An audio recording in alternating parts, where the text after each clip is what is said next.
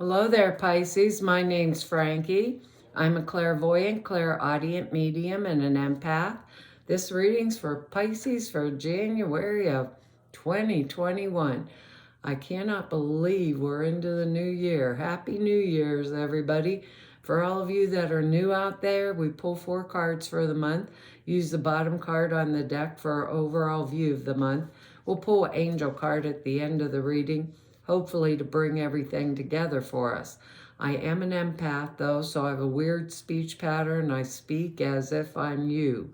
During the reading, it'll make all you Pisces name Frankie for the time of the reading, I suppose. So look at your moon sign and your rising sign. You get a more comprehensive view of the month, and I don't think the cards are going to go week by week. I think they're going to blend in and out throughout the month as an overall theme for the month. Now we have good words. They're creativity. We have a card, actually 2 of creativity. Creativity, adventure, harmony, communication, and healing, which is an interesting word to go with these cards down here. Our card on the bottom of the deck, though, is excellent. We have the Ace of Pentacles at the bottom. So I'm thinking maybe some of us are going to come into much more better paying jobs, or, maybe make wise investments, things like that. So this particular ace is the ace of new success, new money, new enterprises, new attainment, promotions, things like that we're going towards. So it's an extremely positive card. It predicts success in any type of a new enterprise that we were starting. We would be involved in planting the seeds of venture involving getting more money into our lives. We all like money, or increasing our financial security in some type of a way. So this ace is a strong indication of prosperity that is coming towards us, and the key to it is being open to receiving that prosperity. And that sometimes is tough for we Pisces. I know you're thinking, not this Pisces, but I gotta tell you, sometimes it's tough because we're so quiet. We get into our own minds or thoughts a lot of times, and we don't think about it. But it also, all aces can mean birth of a child, right? So consider that. If I'm not wanting to get pregnant, a lot of us aren't going to get pregnant because there's no possibility, but all aces can mean that. And I thought that ace was particularly interesting because I think the next card here is the Fool, and that's when we're out of sync with the rest of the world. I don't see any, maybe healing could equate to this. I don't see anything in these cards other than worry, a worry that we may have that would ask me to go backwards and to reevaluate with this. So this Fool card is when we're out of sync with the rest of the world, but we're like in a positive way. It's a really cool card. See the white rose of Innocence? This guy's gonna walk right off of a hill. Usually you can see the cliff, and he has this little bag packed with a sandwich and his little dog with him, and he's not even looking. Poor dog's gonna go down over the cliff with him. So we might want to go out on our own, like full speed ahead with whatever project or situation, maybe a relationship that we're thinking about. But with this card, we usually feel somehow, some way isolated from the general group, or out of sync with the rest of the people, kind of like a loner. We're the only one that thinks like this. But our experience of whatever's going on in a current situation, right, is different from everyone else around us, which can make us feel like you're marching to the beat of a different drummer and nobody else in the whole world can see things from you the way you do. But you probably are. But this is the deal with this. You need to know that the different drummer that you're listening to is the beat of what you truly, how do I want to say this?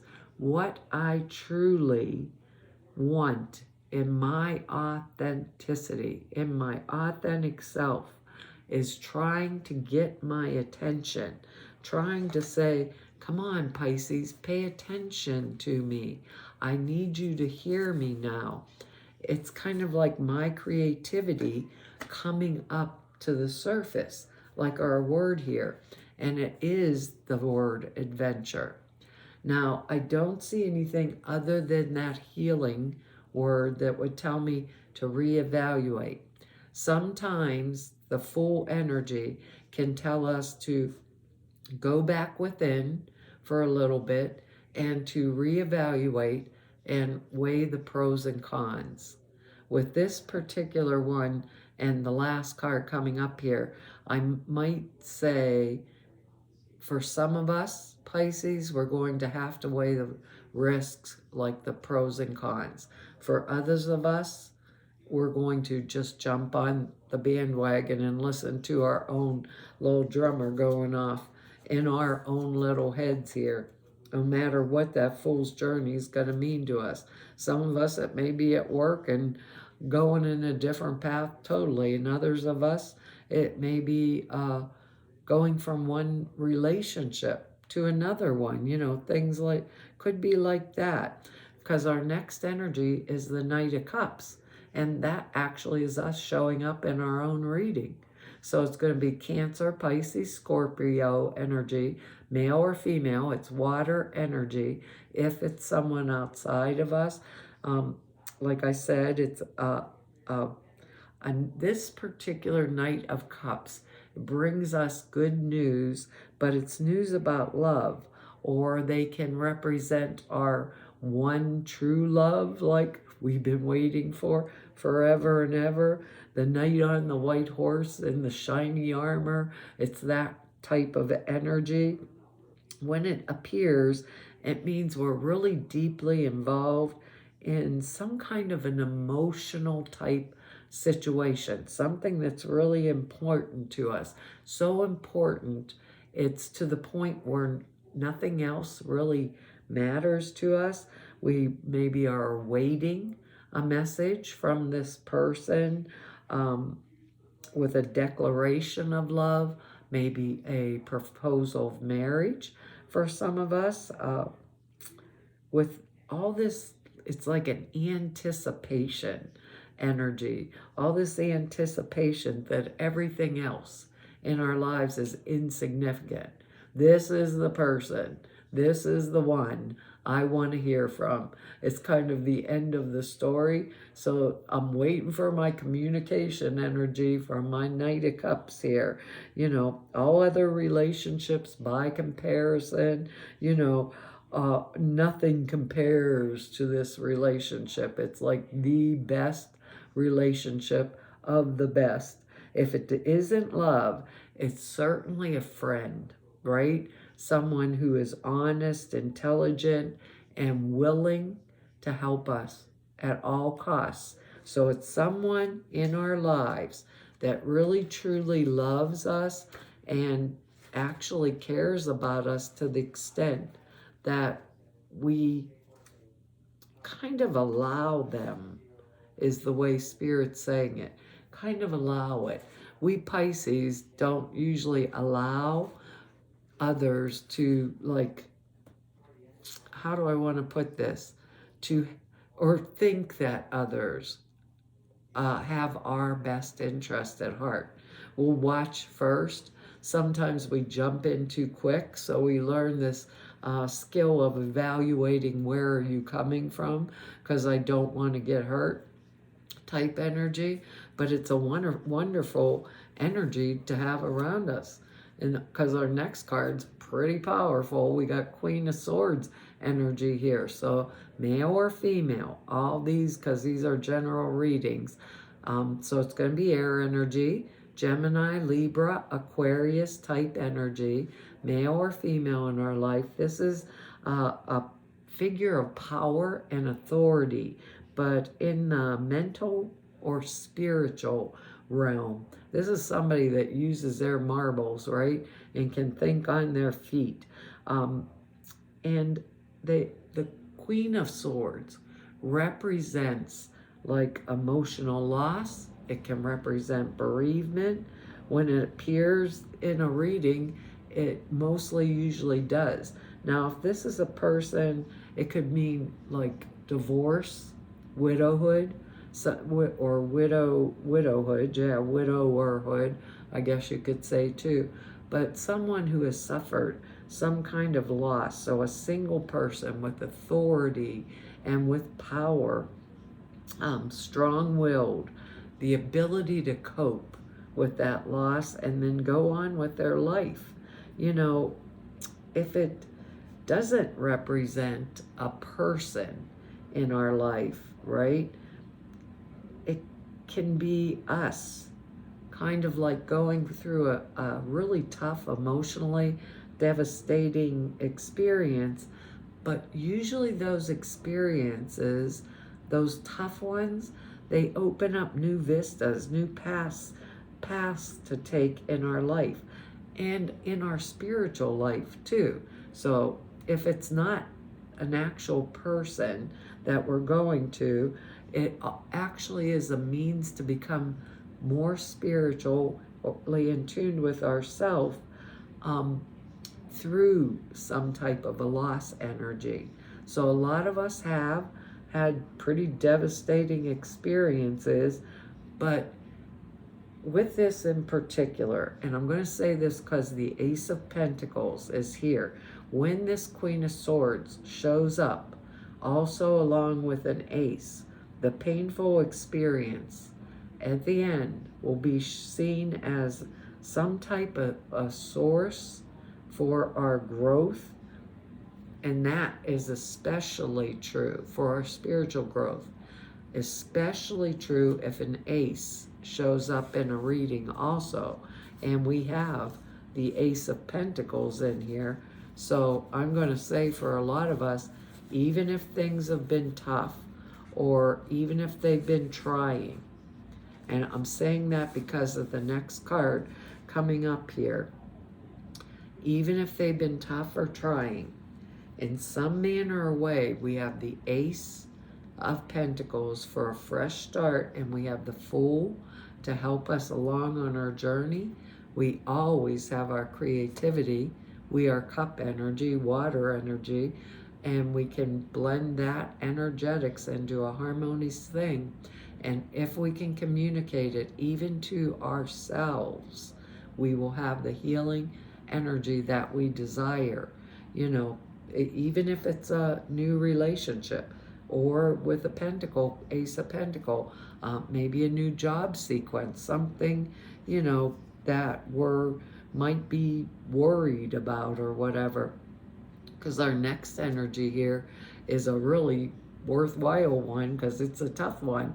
It's the Nine of Rods energy, Nine of Wands, if you want to say. This is defending our legitimate territory. It's a job that's both been done by dint of will, is how the card reads, and effort and determination, like our own determination. So success is at hand. This shows courage under fire. This person shows courage under fire. This nine, all nines, represent completion energy, you know, and this particular one means that our job is done, like well done. It's done. We've had the discipline, the ability to plan well and plan wisely. So our relationships are developing positively, and we have that Knight of Cups down here. So relationship energy developing positively, moving forward with a new sense of purpose and direction. And Rods is usually business finance. So I think maybe a lot of us, this could be a business type energy, you know, and if there's people that still, they're like opposition to this, our skills, our strength, our courage always prevails over anything that would oppose us in any way. The other thing I want to say too, because of this Queen of Swords, and I forgot to say it, the Queen of Swords energy, if it's someone I'm going to with an emotional issue, right? Like, oh, George at work is treating me badly, and that's my boss, the Queen of Swords, and I forgot to say it. Remember to back everything up with facts. You don't go in and cry to the sweet Queen of Swords. Remember, the Queen of Swords has suffered devastating emotional loss and came out stronger on the other side. That's basically, if this is a person other than us and we're not being called to stand in that energy, she has suffered and grown through it. Queen of Swords is not an emotional energy. It's a strong mental energy. And the way to get kind of in tune or in flow or in harmony and be able to communicate with Queen of Swords energy is to make sure I back up whatever I'm saying with facts. With facts. This happened this day, that happened that day, all those kind of things, you know. And when I do that, Queen of Swords will be on my side in 2 seconds flat. So for those of us that the Queen of Swords is a boss energy, you know, we want to use it appropriately if we're going to them basically for some kind of help or advice or anything like that. But I think for most of us, we're going to have to pay attention to what we are being guided towards to do this month. Really thinking, going within, because remember, the Queen of Swords, it's mental energy, so it's spiritual also. Paying attention, what's going on around me, which direction do I go, using my creativity in that way, communicating with my soul or my spirit basically, and then moving in that direction that I'm guided. So I don't know if this is relationship energy or work energy, and that's the one thing that drives me crazy about doing these readings. But I know us staying really deeply connected to our intuition is going to be the part that'll move us forward this month. Let's see what notice the signs. Really pay attention to what our spirit is telling us. We got some good energies going here, and we've struggled and fought for them, basically from these cards. So why not follow that intuitive path? It says, notice the signs. Yes, the signs you're receiving are heaven sent. We drop flowers, feathers, or we drop feathers, coins, flowers. Don't drop from the sky. I wish they did. Feathers, coins, and other signs upon your path to remind you that you are loved and you are never alone.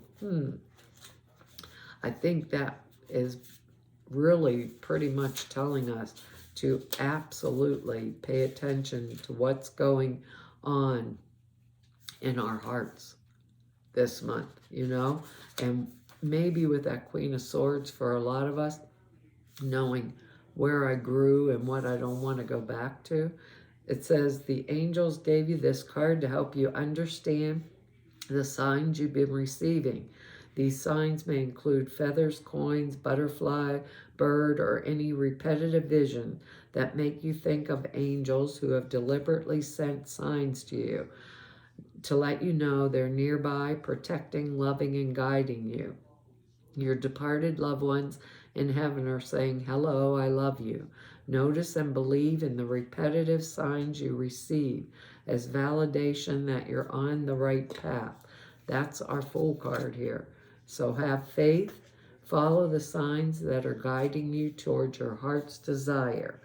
I'm saying it because I think a lot of us, this next stage is going to be like kind of a new stage, and I think it's going to be exciting, especially if we are comfortable with it, if we know we are being intuitively led. Well, it's a new year, right? Well, Pisces, that's our reading for this month. I want to tell you all, thank you for your likes, your shares, your subscribes, and for your comments. I read each and every one of them, and I really appreciate them. If anybody wants to know more about me, or if you want to just go neb about me, or if you need to set an appointment, all of the information is down below the screen in the About section over at the website.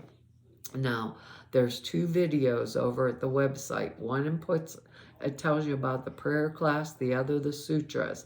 The prayer class is 2.5 hours, explains how to format prayers, why you do them that way. Sutras are simple thought forms you put in meditation, takes 5 minutes a day, and it enhances the clear perceptions dramatically. The videos are over there that explain the classes to you. So to all of you I've met through 4 whole years of doing YouTubes now, and everybody I've met through 32 years of doing this work, I want to tell you all it's been an honor, a privilege, and pleasure to serve you.